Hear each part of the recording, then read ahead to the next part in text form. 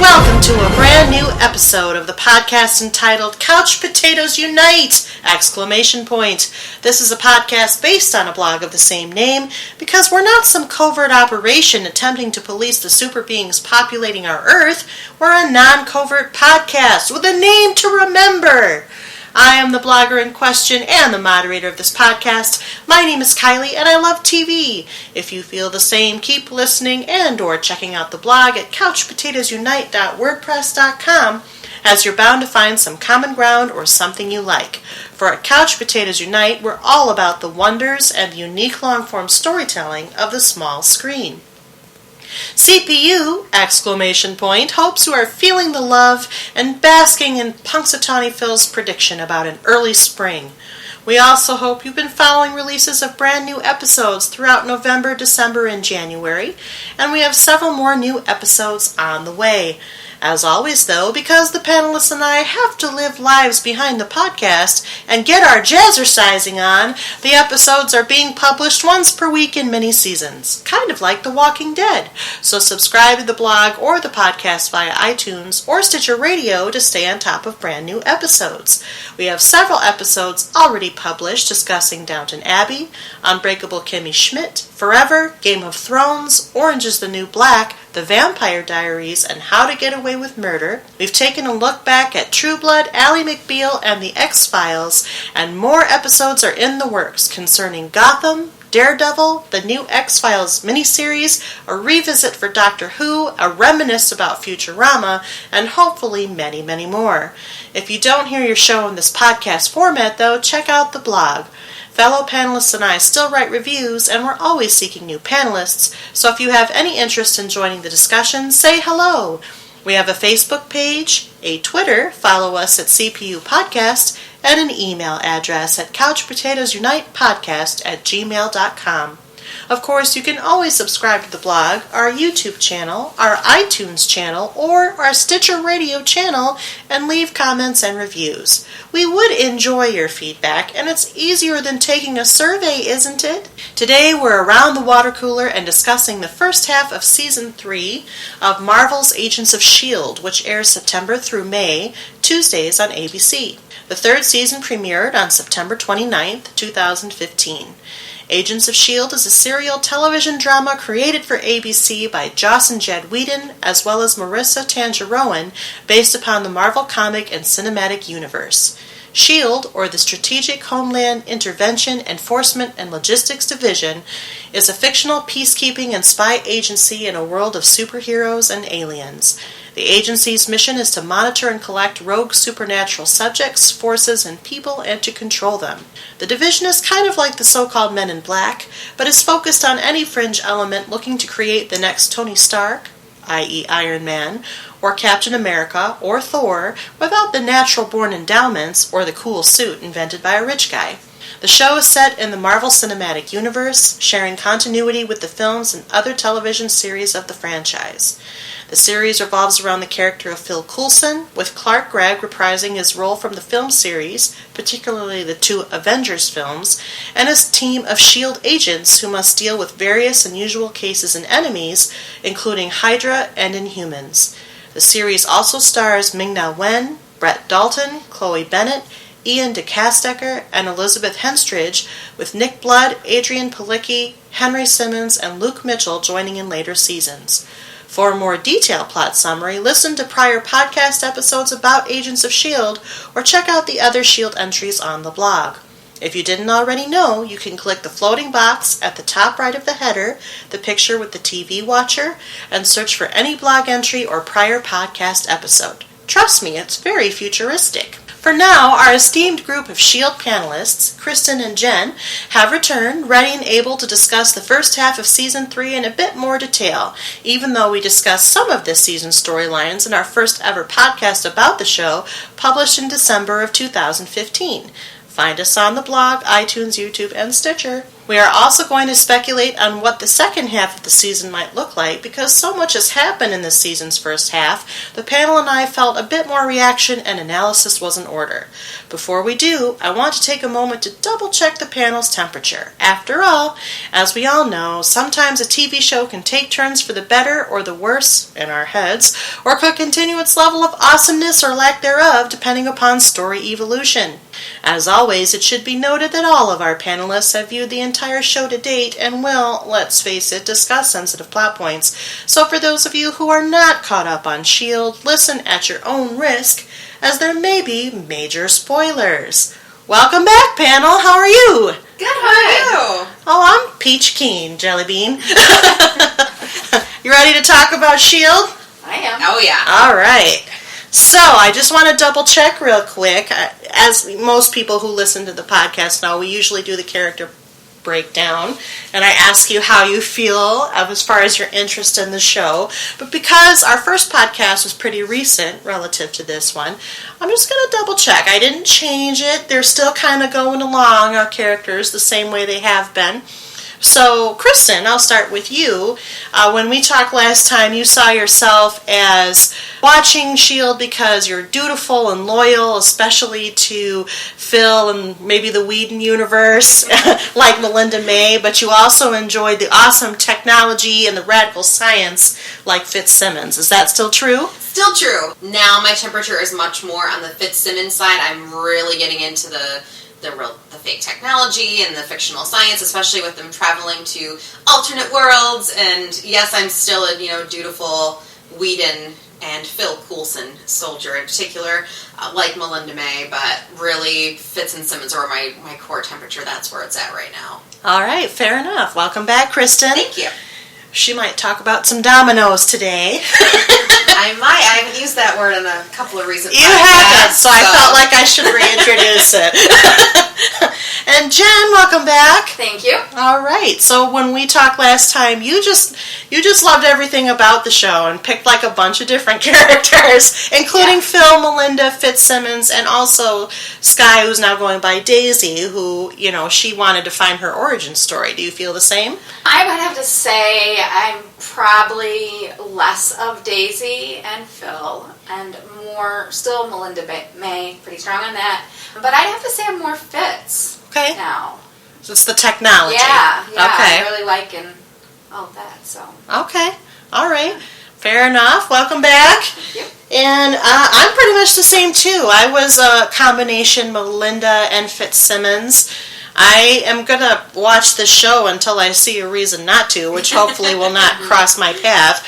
And then, first of all, I do love the what's really awesome about Agents of S.H.I.E.L.D. is that there's all these crazy gadgets and scientific principles that I guess would be totally implausible if you were talking about normal everyday life, but it's so well integrated in the story of S.H.I.E.L.D. that it's just like, oh yeah, that makes sense when they introduce something. That could happen. That could happen. I can see that, sure. Jumping through portals to alien worlds, sure, that makes total sense. Scientifically. Fitz is still my favorite character, but the Fitzsimmons pair are particularly my favorites. So I probably will always identify with them. They're the geeky nerds on the show. I'm probably a geeky nerd too. So I will continue to relate to them as well. So I think we're all pretty much the same. And really, when we last talked, about 6 episodes had aired of Season 3 at this point. And now as we're talking, we're in the mid-season hiatus. So only 3 more episodes came out after that. So what we're going to be doing today is kind of revisiting maybe a little of what we talked about in terms of Season 3, but really hitting hard on those last 3 episodes, which, a lot happened in. Yeah, I was going to say. Yeah, it feels like there was more episodes because so much had happened. Yeah, they really squeezed everything that possibly could into these last few episodes, and it just... I couldn't believe it, that they were able to do everything that they did in such a short amount of time. I know, it was pretty dense. So, and that's why we're reconvening. Normally, it would probably be, 1 or 2 times a year for each show. But there's just so much that has happened and so much that could happen now as a result of what has happened that the panel felt we needed to check in. So, that's what we're going to do. let's talk about these 3 episodes. Let's talk about some of the plot points that are good, the plot points that were maybe not as good. How do you feel about what's happened? I am super excited that Ward is no longer Ward.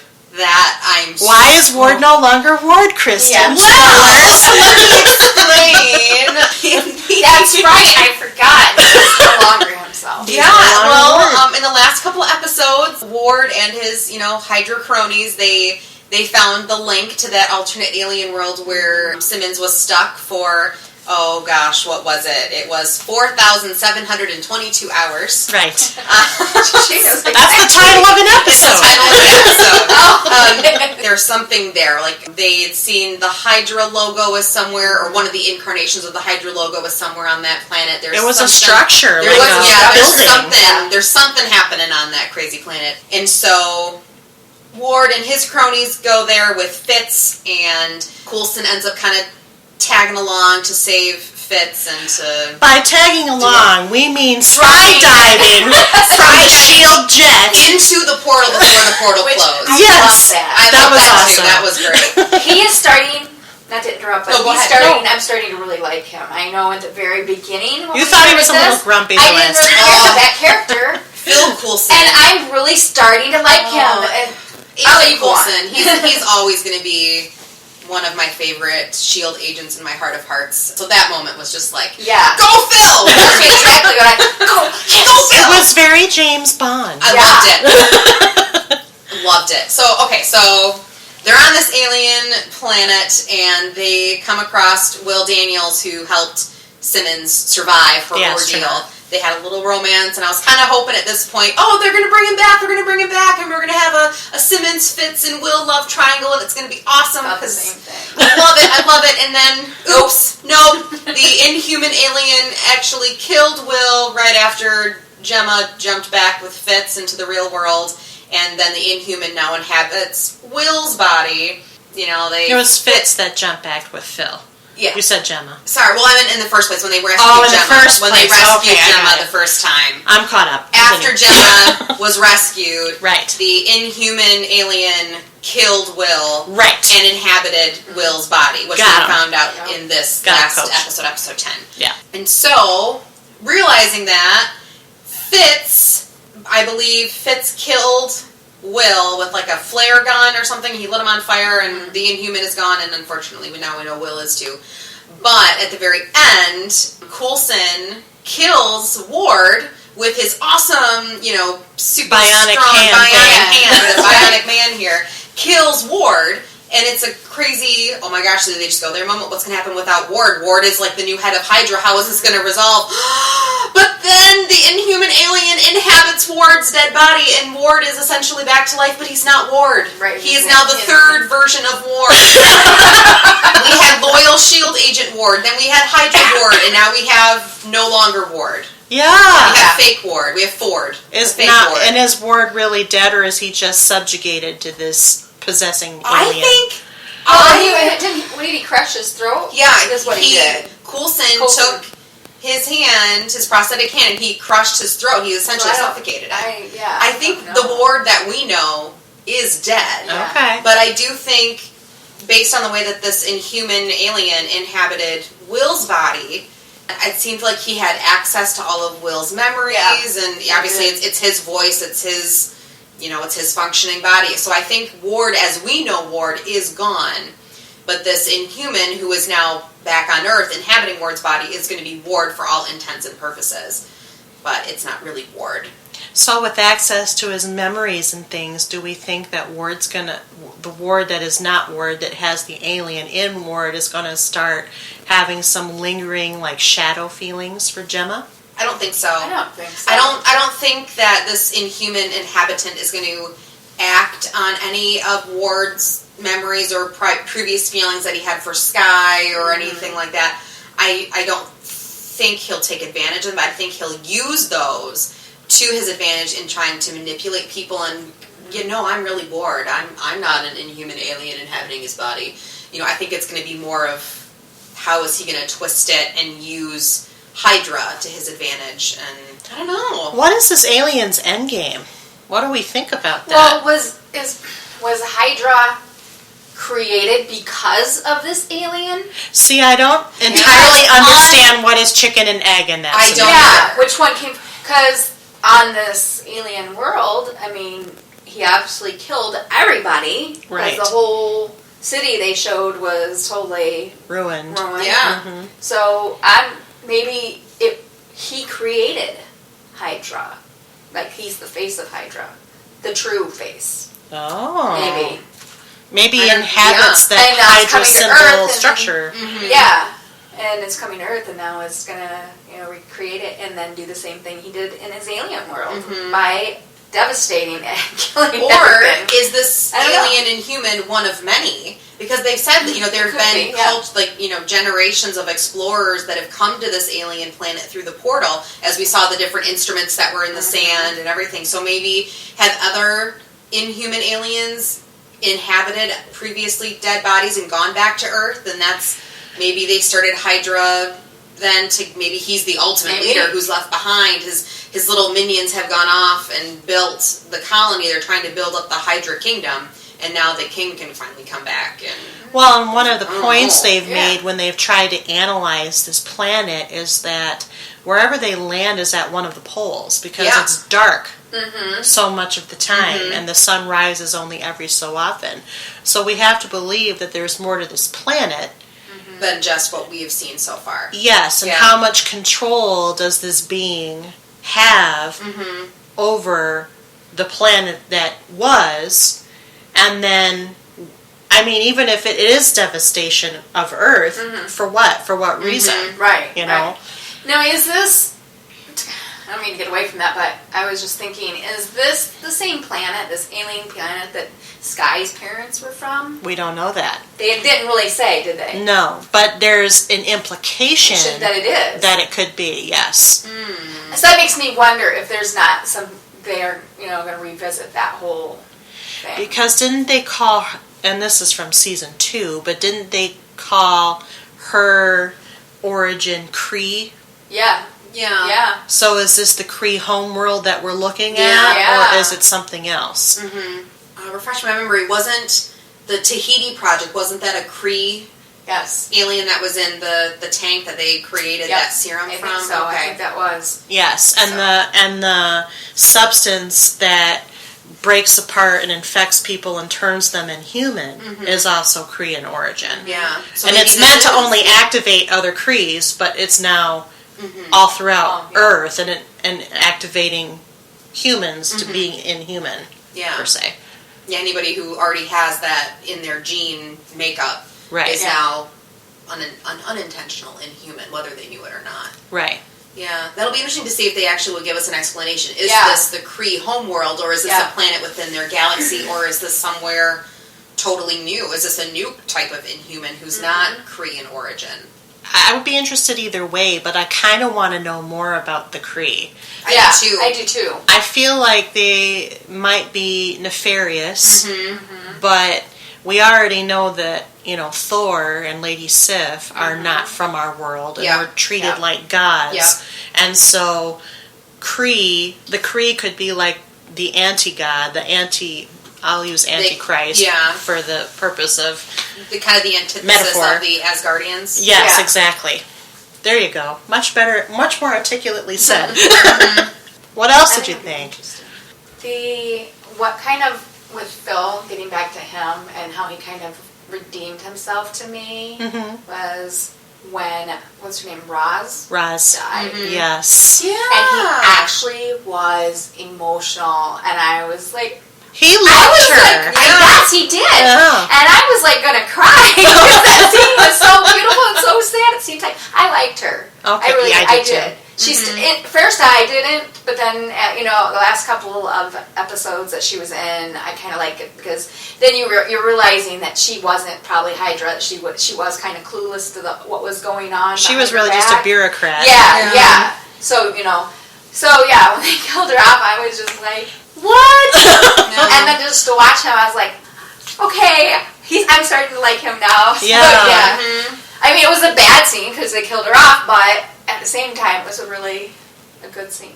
Well, it's sort of made him a little reckless now. Real, too. More Yeah. human-like, because he showed emotion. Well, that. And now, reckless, like you say. Exactly. He's looking for probably revenge and find out And taking a lot of breakneck risks. Like, for example, skydiving out of a plane into an alien portal. I probably will repeat that several times. So, I mean, whoa. That's all I gotta say. Whoa. What else did you like, or what didn't you like? Any other thoughts about Fitzsimmons, even pre the discovery that Will was no longer Will? I'm really excited for them to kind of get back on track as far as their romantic relationship is now seeming it's going to develop strongly, and I think heading into this next season, I think it's not going to be a main focus, but it's going to be definitely a beeline subplot. What did you think about the scene when Gemma was being tortured in one room and Fitz was shackled and made to listen by Ward? Ward before he was, killed and inhabited. Ward the second. It was heartbreaking. I mean, because you can you can see that Fitz loves her. He loves her so incredibly much, and of course the way to get Fitz to do what they want him to do is to somehow impact Simmons' life, whether it's harming her or forcing her to do something. That's going to be Fitz's biggest trigger, is Simmons. And I think finally Simmons realized that he loves her so incredibly much and that she has feelings for him too. I think we kind of talked about this last time, like on the planet, she's talking to him on the cell phone. She's watching the video of him. It's all him. She's not talking to May. She's not talking to Coulson. It's always to Fitz. And so I think this last little, they're torturing her to get to Fitz, I think that made her realize too that she feels just as strongly for him as he does for her. Yeah. Everything she said. I agree. So what's going on with May right now?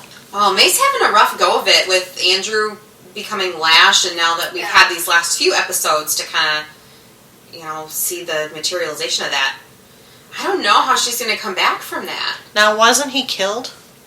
Yeah, with Andrew? Yeah. Andrew/Lash. Yeah. I think so. Because Gemma let him out of that containment unit. I don't know. But is he really dead, though? I don't remember him actually... No, I think it was left open. I think it's left open. Yeah. I mean, I know that, Simmons, lets him out of the captivity that Hydra had him in, but I don't think we ever had got a definitive answer of what happened. So either. He's such a big Inhuman player, and especially as far as Hydra goes, he's going to be huge. I don't see them killing off that character anyway anytime soon. If he could just get it together, if he's alive, and get himself together. I don't know that, Poor May, though, kind of. Yeah. I don't know. I think she's probably going to go back and bury herself in her work, and I think she's going to have to operate under, the notion that my husband or my ex-husband Andrew, he's dead. Andrew is gone. Yeah. Even though he is still up and walking around, he's no longer Andrew. He is just Lash. Lash has taken over, and Andrew is gone. He puts Mac in charge, and not May. Yeah. Because she's emotionally compromised. Exactly. That is true. I didn't think about it, because I was kind of mad about that. But looking back at the whole hindsight is 20/20. Yeah. It makes sense that he did that with Mac and kind of put May to the side. And maybe she will disappear for a little bit. Maybe she'll have to go on a little retreat, essentially. And I don't know. But I can also see her not only being emotionally distant from the rest of the team, but coming back and really working hard to find a way to either cure Andrew or to eliminate Lash entirely. I could see her being the one to pull the final trigger to really officially, no doubts about it, end Lash. Yeah, that's probably a likely eventuality. She always seems to have to do that kind of thing. Yep. And then, what drama that would be. Because they still clearly love each other. Yeah, we're women and we're focusing on the romantic side of this action-oriented superhero show. Comic book franchise. Which is ironic that there are no guys on this very comic book heavy TV series podcast. That is kind of unusual. We have a couple of upcoming comic book based panels that had men on them. Yeah, who were very much, but it's interesting. I mean, I've never read a comic book in my life, and I love this show. I love the Marvel Universe, and I'm not a comic book girl. It's kind of interesting. It is kind of interesting. So, how do you think the story's holding up? What are you hoping to see as we get into the second half of the season? I really hope they don't lose momentum. I feel like, the season's always they start off big, they have a little bit of a lull during that first half, like the middle of the first half, and they really go full steam ahead till the mid-season finale. And I really hope they come back and they keep going full force till the end. I don't want them to slow down and have awkward issues like they did in season 1. That's always going to be a fear of mine. Well, it's going to be pretty exciting. I mean, Ward as this Inhuman, first of all, we're going to explore this relationship he has with Hydra and how Hydra is going to relate back to apparently their holy grail of sorts, which is this being or this world of beings. I don't even understand that completely. And I still don't understand who the Powers Booth character is other than that he's Hydra. Too much on him. They haven't, and he just keeps making vague allusions to the greatness that could be and the greatness that once was. And maybe it's all power-based, but...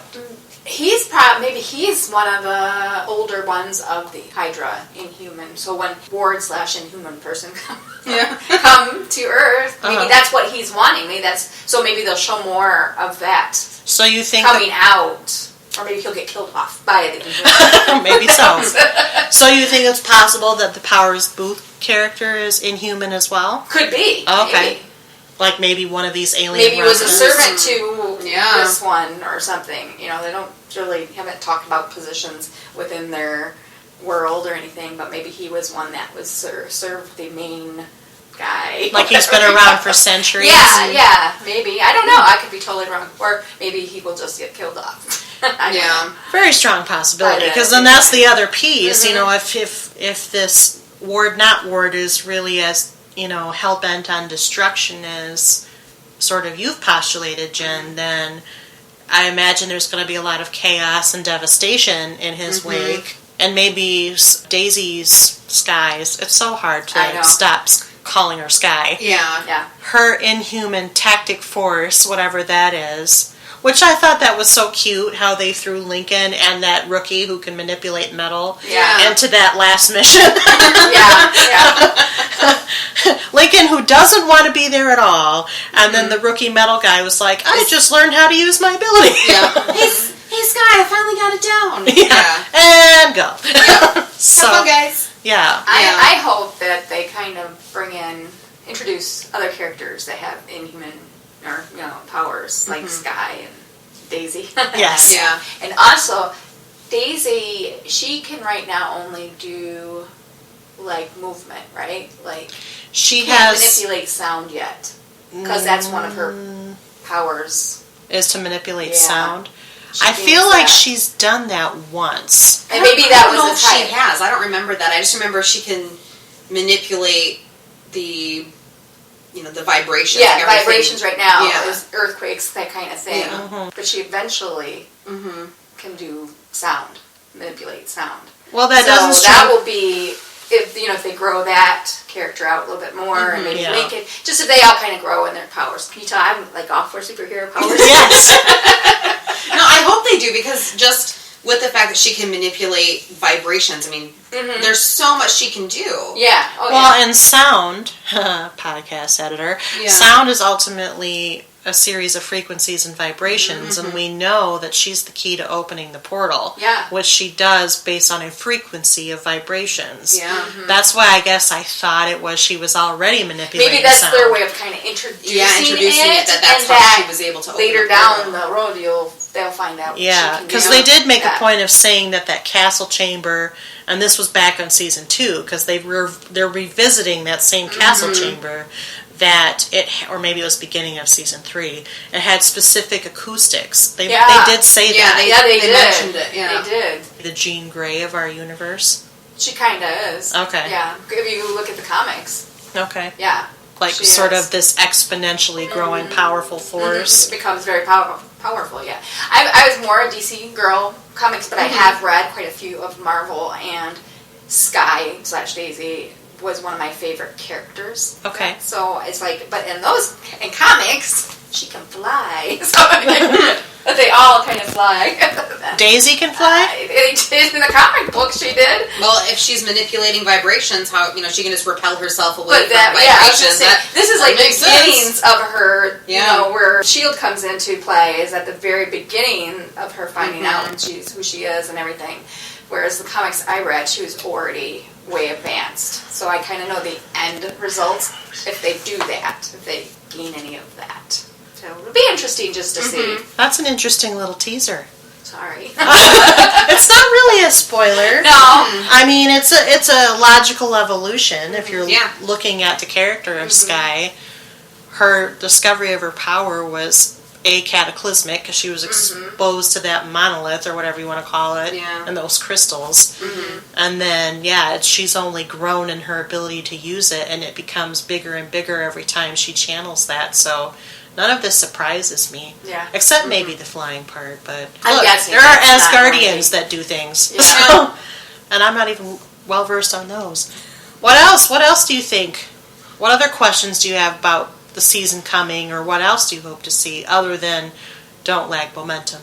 Well, I guess as far as tying into other Marvel properties is concerned, I know because we kind of were talking about that, because I was looking up stuff about the Inhumans movie. I know we kind of mentioned, I think I talked about that this last time, but the point I was going to make was I wonder if, like Daisy, for example, if she's going to transfer over.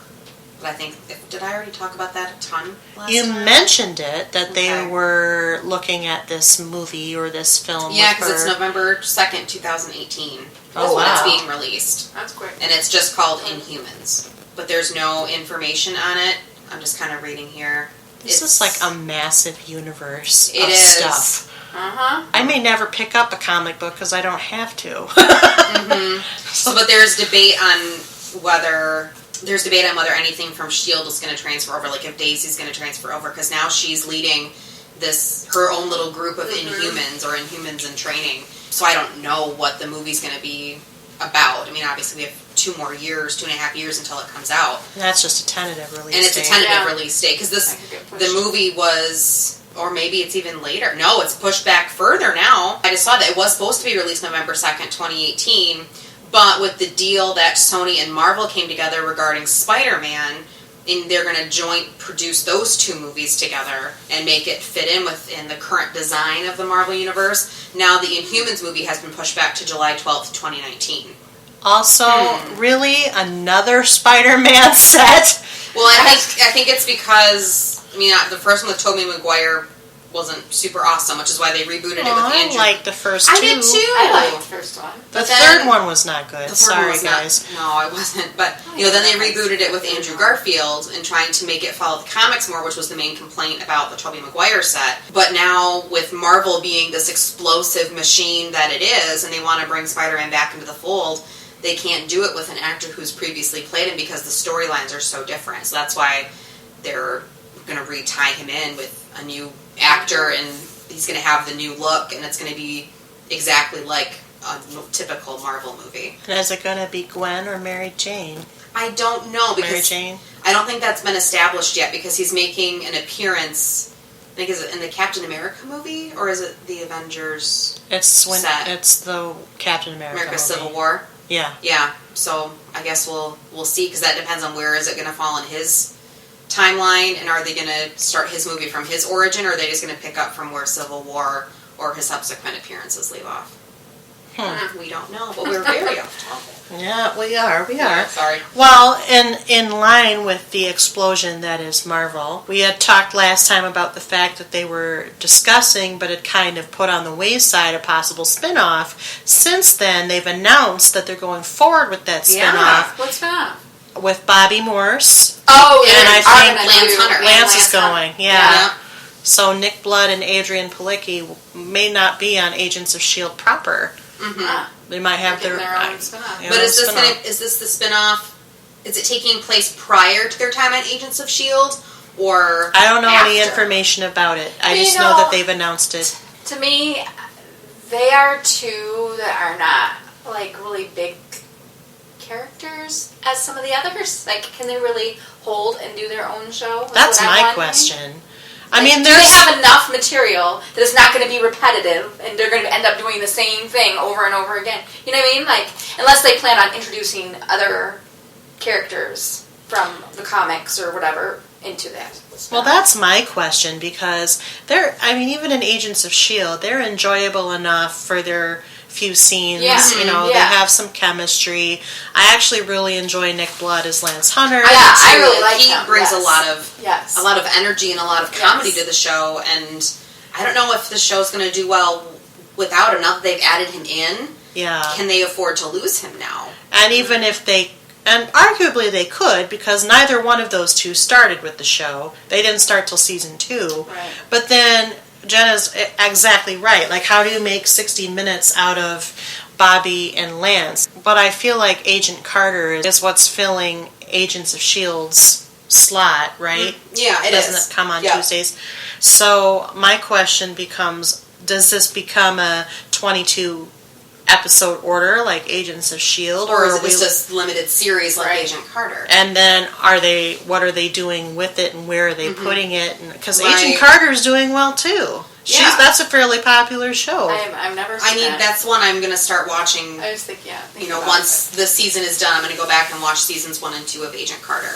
Yeah. Because I like her as a character, and I'm happy that they decided to pursue her. Yeah, I wanted to know what happened after Captain America got fast-forwarded into the future. Yeah, that's true. So, I like that we kind of get to catch up with her, and, for the same reason, this is why I like Agents of S.H.I.E.L.D., because we really get to follow Coulson still. We have all these new characters, but it's nice to see where he went. But to give you a little information, this potential series is going to be called Marvel's Most Wanted, and it's going to focus on the Bobby Morse Mockingbird persona.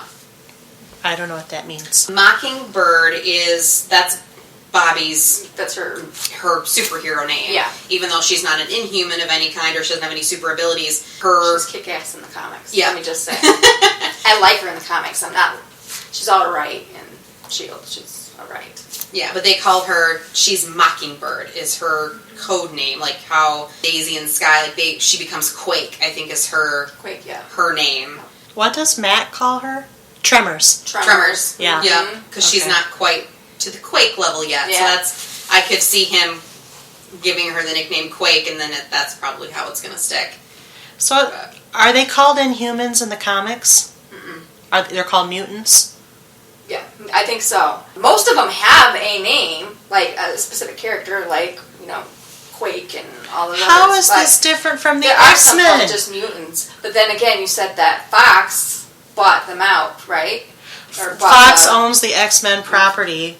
Because this happened prior to the Disney acquisition. Yeah, because Marvel was spun off to a lot of different places. In the new comics, the newer comics, I bet they're not called mutants.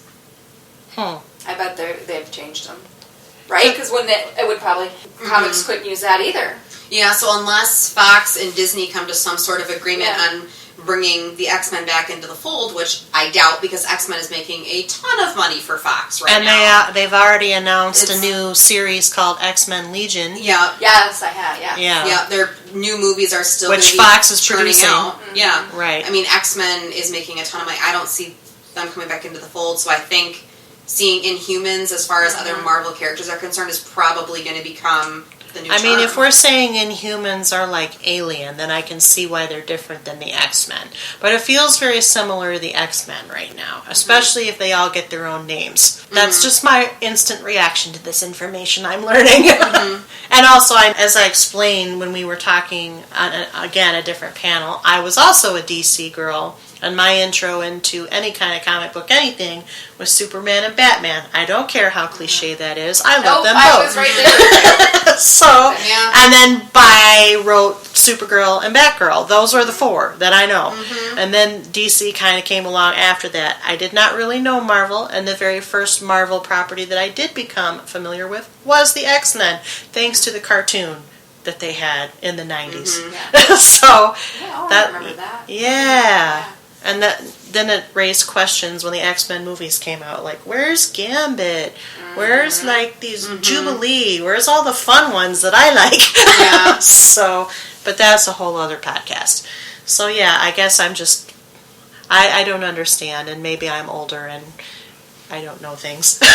So, would you watch that spinoff though, Bobby and Lance? I would probably give it a try, just because I'm such a comic geek. Yeah. I would probably watch it and see what happens. Yeah, see what happens. I'm pretty much in the same camp as Jen. I would give it a shot. I will make no guarantee that I would stick with it. I mean, it's going to depend on how losing those two characters affects S.H.I.E.L.D. and how can they flesh them out. I mean, they haven't really given them a ton of growth and development yet, so maybe this is their way of doing that, but... That's my thing. Bobby's very cookie cutter right now. Yeah, I mean, she's strong and kicks ass. But she's flat otherwise. She's flat. Like, there's no other layers to her personality. There's no real dimension. I feel like Hunter has much more dimension, and we have a little But more that's depth. only because of his love for her. That's where his dimension comes from. They've given him more to do personality-wise. She just, kicks ass and takes names. But, I don't know, I'm apprehensive about this move. I'm worried that they're going to mess with the S.H.I.E.L.D. formula too much. Yeah. The only thing I think that would make it really kind of work is, if they did leave, they replaced them with two strong, either similar, just as strong as those two characters, or stronger characters, take their place. Yeah. I mean, I think the writers are handling it very well, so I kind of feel the same. I would probably check it out, because I check out pretty much anything like this. Yeah. But I do really struggle with the concept of it right now. Maybe as time marches forward and they start to put out teasers for it, I'll change my mind. But just the snapshot of where we are with S.H.I.E.L.D., I don't see that being a great move. But then again, I think the core characters on S.H.I.E.L.D. are the ones that people watch for, such as Phil and May and Fitzsimmons and Ward, whatever he might be, and they were the originals, so I don't know. I guess we'll see what happens. Are you going to keep watching? Yeah, of course I am. Unless they completely take it off the rails. I think they've kind of got me hooked for now. Yeah, they'd have to really take a total dive. I know. The more this season, it's getting better. It's starting to get good now. Yeah. I mean, for me, season 2 was a good picking up, but season 3 is the best one so far. Season 3 is the best one so far. And usually season 3 is where shows tend to jump the shark a little bit. At least in my previous watching experience, season 3 doesn't necessarily be the best, and right now it's the best by far. Yeah, I think it kind of depends on where the so-called sophomore slump happens, because the sophomore slump doesn't always happen in the second season. I think for them it happened in the first season. I totally agree with that. That's why they're actually getting their pickup. But maybe it just took them that long to find their footing and to find their place in the Marvel universe, and now that they've got it, they've latched on, and now the car's going 100 miles an hour. Well, I'm very thankful to Disney and ABC Studios for having faith enough in the show to let it do that. Some other networks we won't name don't do that, so... Well, sometimes even Disney and ABC don't do it to other shows, like Forever.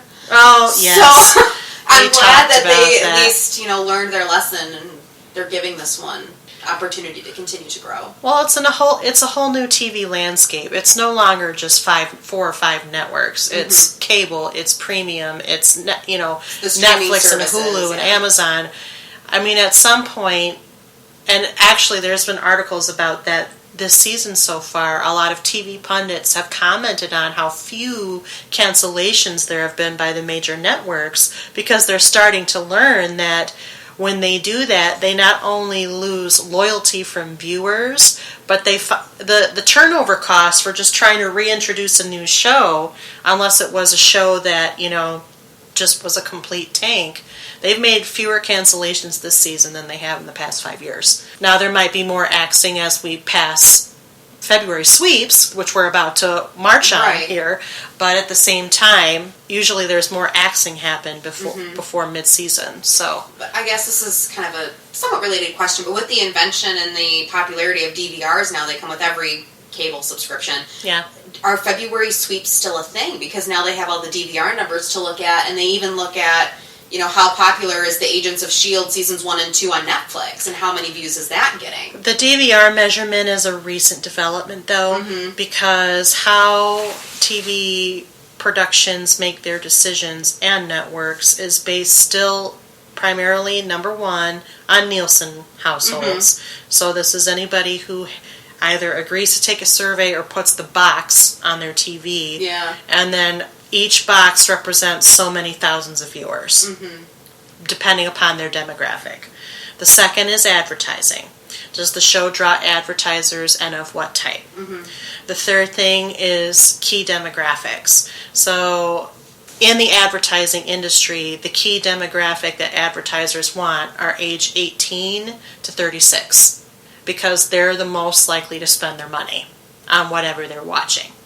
There are some shows on networks that gear or skew to other demographics. For example, CBS does the best with older viewers. And by older, I mean 50 and older. So, but most of the networks kind of focus on younger viewers because they're more likely to be watching television. So it's first Nielsen, second it's advertising, and they kind of flip-flop depending upon the day. Now they're looking at DVR numbers and also website hits, because it's not just DVR. Because DVR used to have built-in advertising. It doesn't have that anymore. So web traffic, if I go to, say, ABC's website and watch a full episode, they measure that. Wouldn't Hulu be counted? They have ads. Yes, they do count Hulu because they would have a contract with Hulu. Yeah. Netflix is an afterthought because they don't do current season, they do after season. But they will get those demographics to decide, are people catching up with the show? Are they going to want to keep watching the show? So all of these different measurements, this has literally been within the last 3 to 4 years that they've started to measure that stuff. It still basically comes down to Nielsen's and advertising. And it used to be that shows would have to have double digits, like tens of millions of viewers, to be considered a high-rated show. Now, if you're like 5 million and over, you're a high-rated show because there's so much competition. And shows used to last, a long time. Seinfeld was 9 seasons. Friends was 10 seasons. The X-Files was 9 seasons. You can kind of toss out examples all throughout. Now, the average number of seasons for a really, truly long life show is about 5 to 6. Except for Supernatural. Anything that's a hit on the CW lives there forever. So real quick, out of curiosity, as far as Agents of S.H.I.E.L.D. is concerned, I just pulled up the Wikipedia page with the ratings for the 10 episodes that have aired in the first half of season 3. Yes. And they're averaging, the lowest watched show was episode 7, which was Chaos Theory, at 5.86 million viewers. And, of course, the highest rated of this first half is the season premiere, Laws of Nature, with 7.86 million viewers. But otherwise, looking at it, just briefly, just glancing at it, they're ranging, at least 6 million viewers per episode right now, that's steady. There's very steady. There's not a lot of jumping. And it's going to get the key demographics because it's a comic book property. Yep, and they're looking at 18 to 49 is their key demographic for this particular show. Exactly. And it may not win the night, but it does decent enough in the time slot. Agents of S.H.I.E.L.D. will be renewed for a 4th season. I think that's a safe bet, if not a sure thing. Yeah, and looking at, and according to this, Wikipedia graph too, the viewers, the numbers who watch it in real time versus the DVR viewers, they're maybe 1 million viewers apart. So DVR numbers are really, they're accounting for, on average, high 2 million people. But that also means that there's a high number of people making appointment television out of Agents of S.H.I.E.L.D. Yeah, there is. So it's a very that's why Couch Potatoes Unite exists. It's because it's a very interesting industry, part of the entertainment complex. It's not as fixed like a film or as measurable in terms of like film box office or how high you're rated on a Billboard chart. It doesn't work like that. It's got a lot more factors that go into it, and because there's just literally so much out there that you can glue your eyeballs to for a while. And only in America, really. Other countries have pretty thriving TV industries, but not nearly as much option as we do. So it's quite something. And bully for Agents of S.H.I.E.L.D., but like we've been saying all along, both in the last podcast and this one, it did not start off well, but look at what happened. And once we gave it a second chance and stuck with it, it's more than rewarded what we crave in this particular story. So, and we hope will continue. So, anything else you want to say about season 3 so far, or what you hope to see from season 3 in the second half? Oh, I'm really wondering where Hydra is going to go, and what this, the fake Ward is now going to do with Hydra, or with anything. Now he's on Earth. What's his end game? What's he planning on? And is anyone going to notice that it's not Ward? Because Ward's personality has changed dramatically from the pilot episode until midway through season 3. So is anyone going to notice or care? Yeah, that it's no longer Ward. It's Ward's face, and Ward was the face of Hydra. Okay, let's just keep rolling with it. That's the big thing for me. Yeah, I'm same with the whole Hydra thing, and I'm also interested in see where this whole task force that Daisy's leading is going to go. Is that going to grow anymore? Is it just going to be them 3, or what's going to happen with that? I mean, because really, if they're going to do a spinoff, why not do the Daisy task force? That would be spinoff actually in another couple of seasons. Like maybe not right now. As long as they don't take her off the main show, because she's one of the main interest points of the main show. She is kind of the whole point for the show. I understand, but giving the choice between a Bobby Hunter spinoff and a Daisy and her task force spinoff, I would much rather watch Daisy and the Inhumans task force spinoff. But then you're watching S.H.I.E.L.D. But then we're probably watching S.H.I.E.L.D. I don't want her to have a spinoff. I want her to be on the main show. Yeah. And I don't necessarily want Bobby and Lance to be on a spinoff, but we've already got that territory. I don't think that they need a spinoff. I don't think they need a spinoff either. Network, and Disney, Marvel Studios. Fitz and Simmons. I want to see. I always want that just blossom. Yeah, I want more Fitzsimmons. I want more Coulson if that's possible. Yeah. And I will be a happy girl. I kind of want Melinda to get back to her old self before this whole thing with Lash and Andrew. Yeah, I hope it doesn't take her out of the game for too long. I hope she gets back to her tough self, I understand. I have 3 main questions going forward. What is the alien planet really? And how does it fit in? Yep. What is the Ward not Ward? What is his end game? I mean, I think the story will largely be focused on him in the second half. I think he's going to be what everybody else reacts to. But what exactly is his relationship, and how does this tie all together with Ward, not Ward, at the center? And I agree on the Fitzsimmons, because they are still my favorite characters. And I'm sure, there's going to be some aftermath, learning that Will has died, the actual Will has died. How will that affect them? And, how do they evolve? And I really hope it isn't one of those standard Joss Whedon things where he makes you think there will be a romance and then destroys all of our hopes and sends Angel to a hell dimension. What? Or, Buffy not sincerely loving Spike. I mean, what? So, that's another podcast. Okay, so I do have I have one last question. Sure. So, thinking back to, because we've been talking about Hydra a lot, and it's like, okay, well, Hydra came about in Agents of S.H.I.E.L.D. because of the big revelation that happened in the last Captain America movie. Right. And so now I'm wondering, the cinematic Marvel Universe does affect the television Marvel Universe. So with another Captain America movie coming out in May of this year, where it's, do you register the Inhumans or people with advanced technology, and let the government track them, or do you not? Is that going to affect Agents of S.H.I.E.L.D. in any way? Or are they going to feel the trickle-down effects of the Avengers Civil War thing happening?